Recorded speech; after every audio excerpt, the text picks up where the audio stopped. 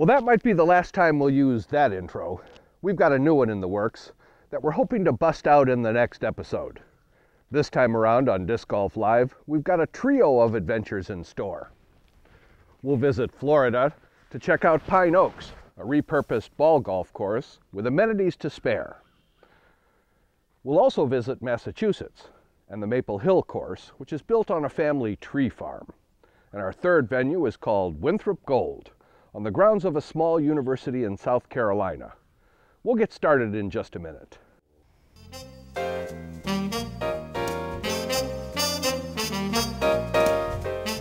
Production and distribution of Disc Golf Live is made possible through the generous support of our underwriters. Thanks for your support.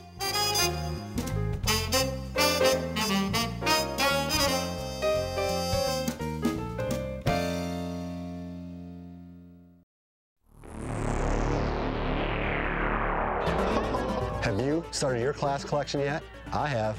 I got all 7. Now that's what we saw at the World Clash DVD. Start your collection today. I've got mine. It's that easy. He's looking at a turbo. It tends to go in a lot. Clash DVD. Have you started your collection? I have mine. That's got a chance. Clash DVD. Have you started your collection? I got mine.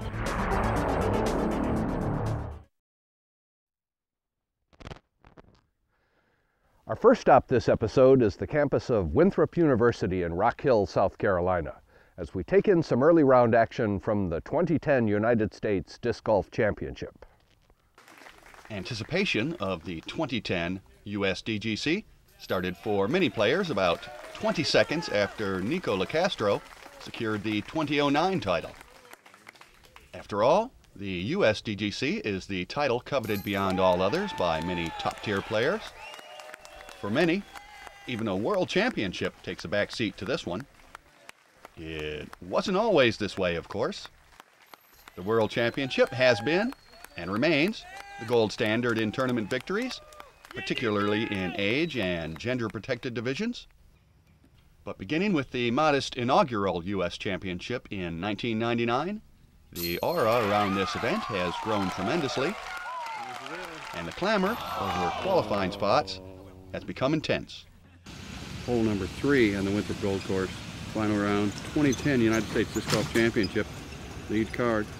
There are a number of factors setting this event apart. On the more tangible end, there is of course the fattest purse in the sport, allowing a bunch of players to head home with their biggest paycheck of the year. And then there are the amenities. A catered dinner at the players' meeting and a hefty players' package just to start.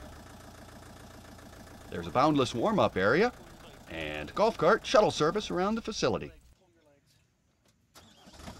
There's even a crew willing to stay up all night to prepare tasty treats for the players' courtesy area. Wednesday morning about the crack of dawn. The big guys have been working all night. But ask players what brings them back year after year if they can qualify. And many will tell you that at the USDGC, you get treated like a professional. It's all about atmosphere around here. This is what this course will do to you. Very well put. Yeah. You like a rib?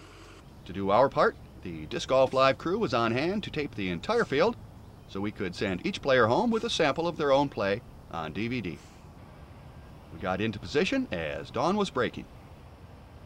We were camped out on hole 1 throughout the first round, and from that footage, we've culled the deuces, plus a few other notable shots.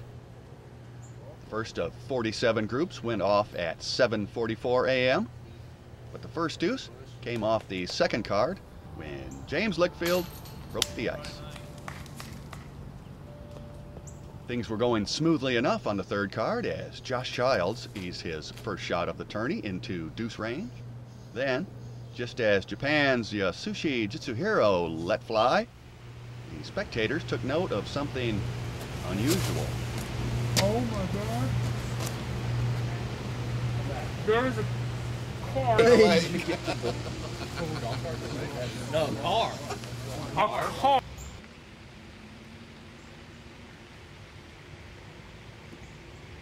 That's not something you expect to see every day, but even with that distraction, Sushi and Josh both lay claim to their birdies and start at -1 through 1. Nicely done. Yeah. It's safe to say, talk around the first tee for a while wasn't necessarily about disc golf, but this pair of Jeremys maintained focus and got things started on a good note. The surreal start to the round slowly faded as players filled the course.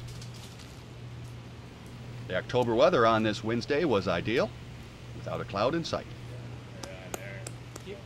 The wind would pick up a bit as the morning went along, so those who drew early tee times got a bit more calm in exchange for giving up some beauty rest.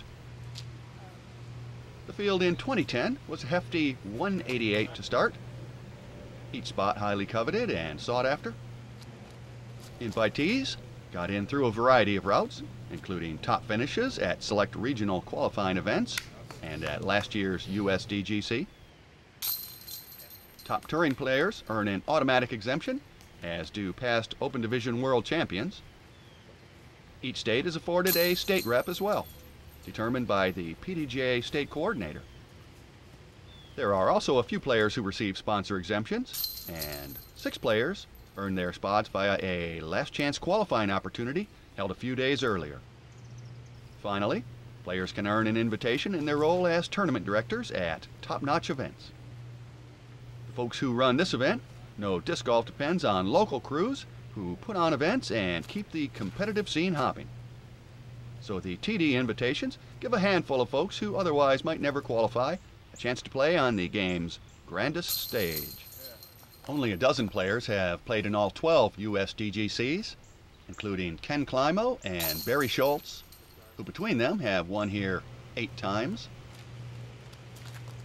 On the other end of the spectrum, nearly a full third of this field is marking their first USDGC appearance.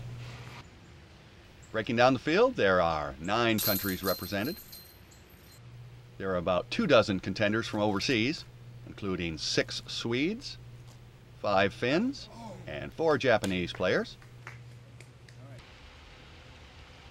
4 women will contend this year, including a couple of European gals in the States to compete in the President's Cup. Only one of the 4 managed a birdie here on our featured hole. Oh yeah. Oh yeah. We'll see a nice deuce in a few minutes by Sweden's Camilla Jernberg. You got that. Oh nice. She got to sleep in and won't have to tee off until noon or so.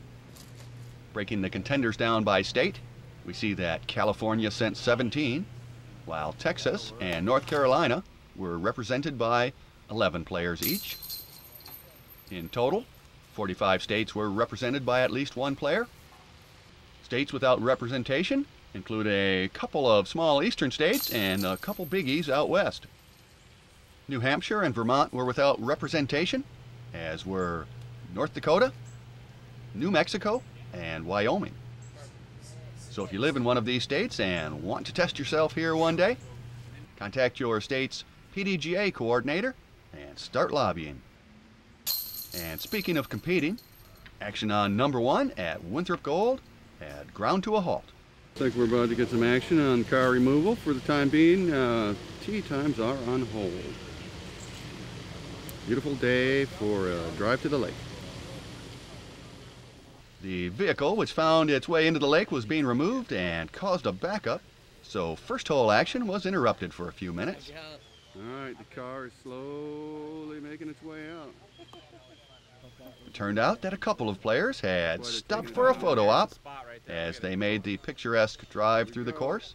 Upsy daisy. Though unfortunately, not all the necessities were taken care of as they exited the car, and soon, gravity took over. A nearby spotter flagged the car as OB as it trundled into the lake. Nice call.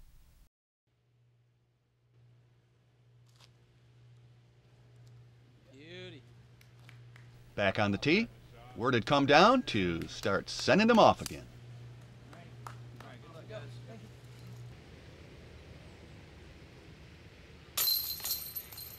It was only a few minutes after 9 on the morning of the first round, and this tourney was already one that would be talked about for years. Many returning players were facing a new look on this hole for the first time. Just a couple days earlier, a pair of trees had been added, tightening things up considerably. We won't be showing the folks who hit them, though. We'll stick with the deuces. It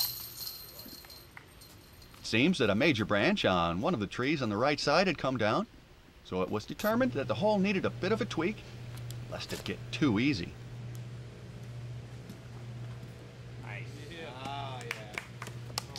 But a couple fresh trees weren't the biggest new wrinkle for the 2010 championship.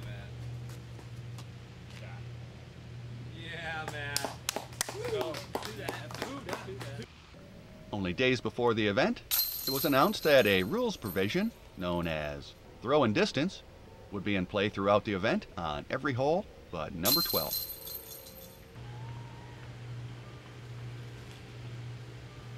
In essence, when a player throws one out of bounds, his next shot will be played from the same spot plus a penalty throw, effectively ratcheting up the impact of each shot which sails out of bounds.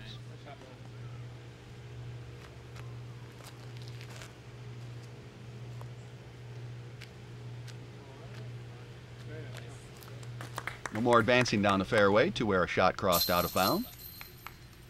No more relying on spotters to show where a disc crossed from good to bad. No more restful nights.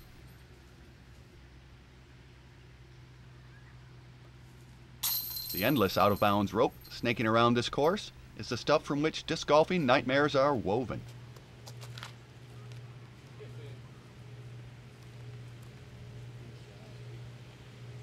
Giant numbers are always lurking on this course, and this year the danger factor has been given steroids.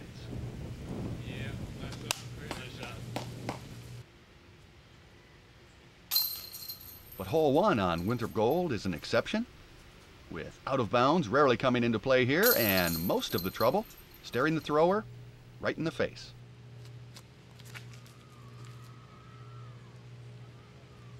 Get it.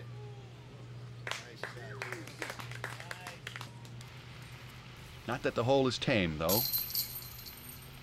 Any route around to the right is ruled out by the use of a mando, short for mandatory, which in this case means all shots must pass to the left of a particular tree.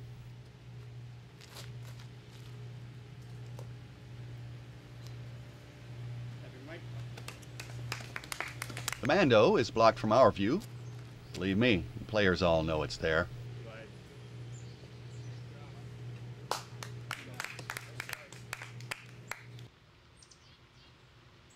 So you can't spray it around here and get away with it. The low ceiling brings down a lot of throws as well.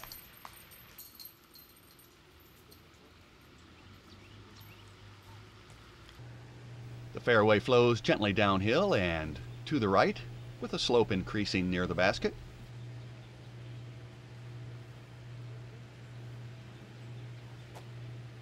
Factor in the closely cropped turf, and distance control gets even trickier.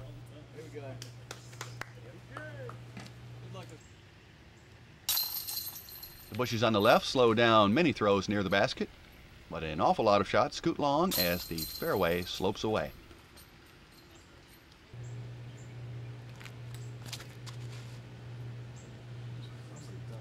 But as these guys have shown, there are a lot of deuces out here if you can steer clear of the obstacles.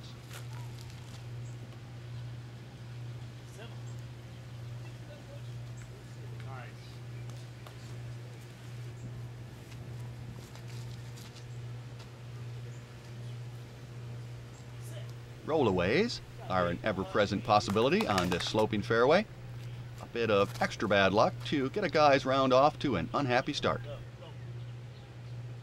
Salt in the wound, insult to injury. Call them what you will, they always seem a little unfair.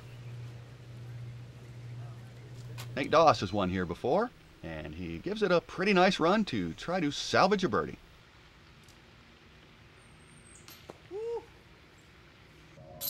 But that's enough grief. Back to the deuces. And there were a lot of them.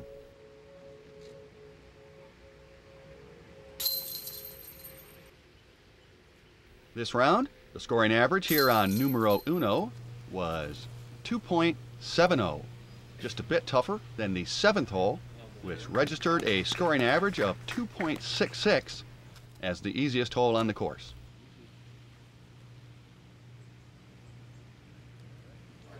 So the 2 easiest holes on this course averaged about a third of a throw under par. By contrast, the 2 toughest averaged nearly double bogey across this elite field. The watery par 5 fifth came in as the hardest hole, averaging a staggering 6.61 throws. And not far behind, the 13th, another par 5, registered an average score of 6.55. In all, 6 of the 18 holes here had scoring averages of more than bogey. Yikes. This course will take its toll. Looking further into the numbers, roughly 39% of the field made deuce here on number 1. Another 52% made par. The balance of the scores were bogeys, plus a solitary 5 to round things out.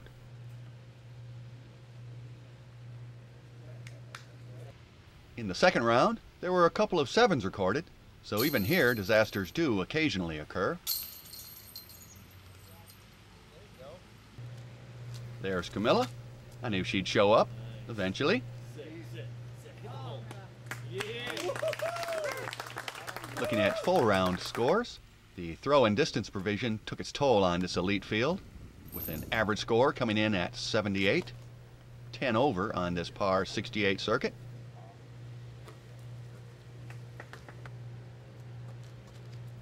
Only 38 players managed scores of even par or better.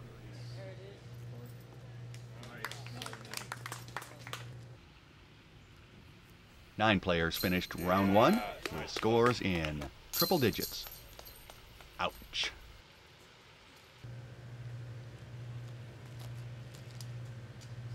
Better to think about all the birdies here on hole 1, when every player still had a chance.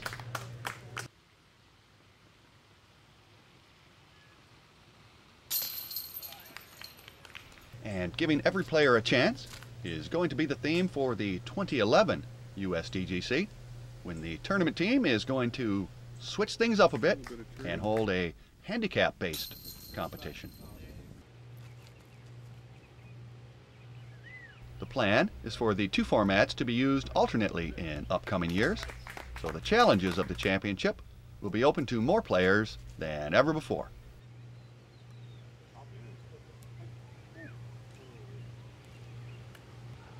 In many respects, the upcoming USDGC will remain the same.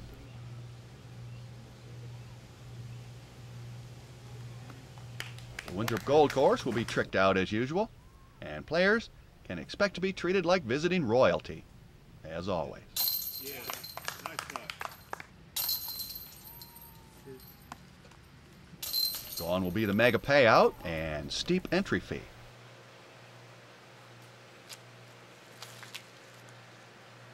This year's championship will be a trophy-only competition, a growing trend in disc golf these days, at least on the amateur side, where accepting cash is verboten.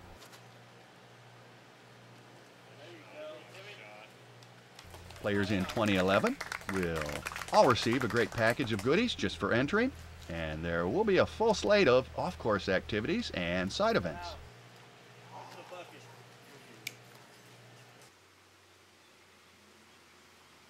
Getting into this year's event mirrors a system already developed.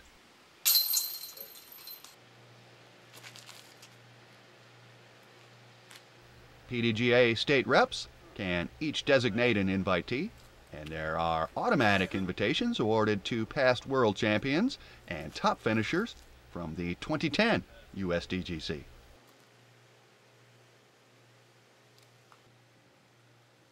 And there will be at least 5 spots available to last-minute Monday qualifiers.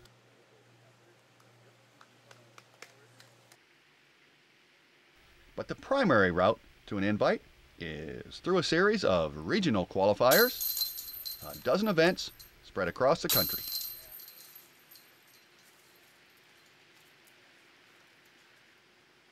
At each of the qualifying events, the top 10 finishers will receive an invitation.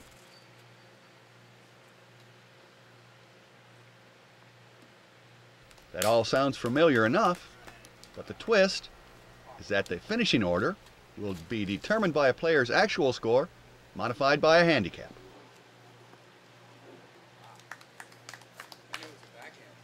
The handicapping system has been in the works at Disc Golf United for a few years and allows a projected score to be set for each player at a qualifying event.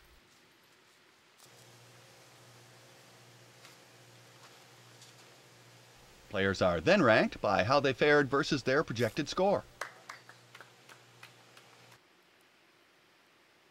So as long as the various tournament divisions are playing on the same layout, each player will be eligible to qualify for an invitation.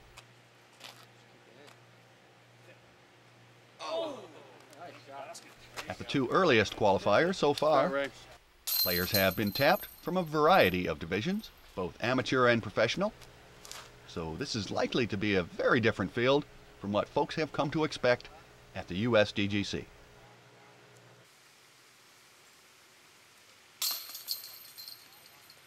Qualifying players didn't necessarily even win their tournament division. They just fared better than the others based on their anticipated score.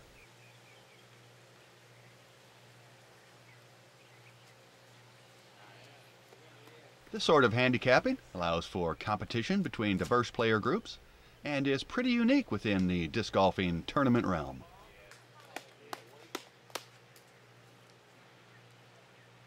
No doubt, a lot of eyes will be on the action this October here in Rock Hill as this new competitive format unfolds center stage.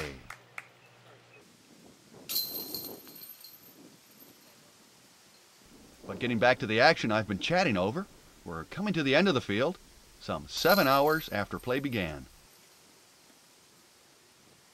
But before we wrap up, here's a rundown of how some of the top finishers got around Winthrop Gold.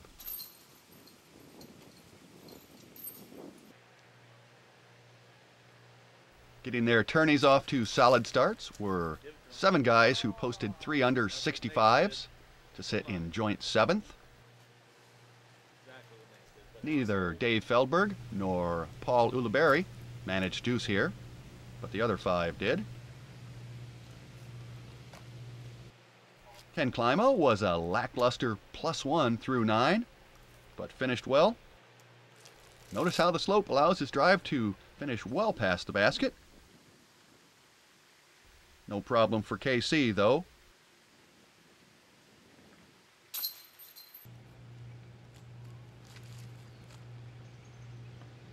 Cale's only blemish during the round was a double bogey on the watery par 5 5th.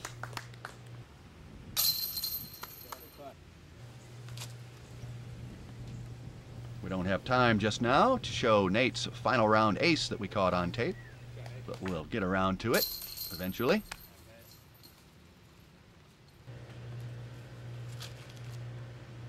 Barry made a nice eagle 3 out on number 12. But followed it up with a 10 spot on number 13. Ouch.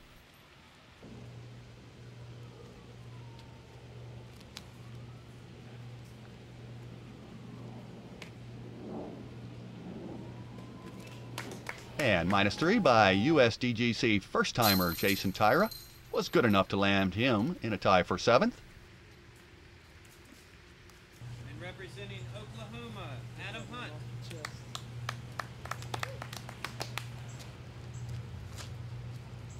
Adam had a pair of bogeys en route to a -4 to sit in solo 6th place.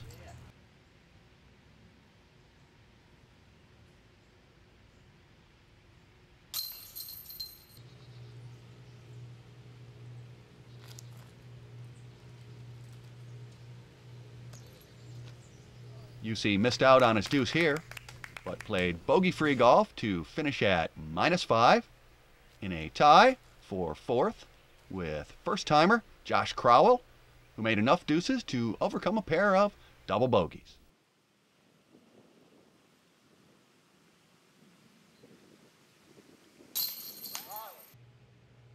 He missed this one, but 10 birdies during the round helped Carl work his way into solo third place at -6. Nico missed out here as well, but still managed 7 birdies and a pair of eagles to reach 7 under and sit in a tie for first with 3 rounds to play. 18-year-old Will Schusterich was more even keel, carding just a single bogey en route to a 7 under 61. So ends our Birdie Fest. We'll be back later in the show with some second round action. But for now, that's all from the USDGC in Rock Hill, South Carolina.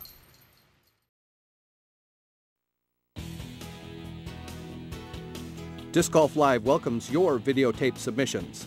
We can edit rough footage or accept fully edited segments. All you need to do is follow some simple guidelines and submit your footage. Disc Golf Live will do the rest. Please visit our website to learn more about how you can become part of Disc Golf Live.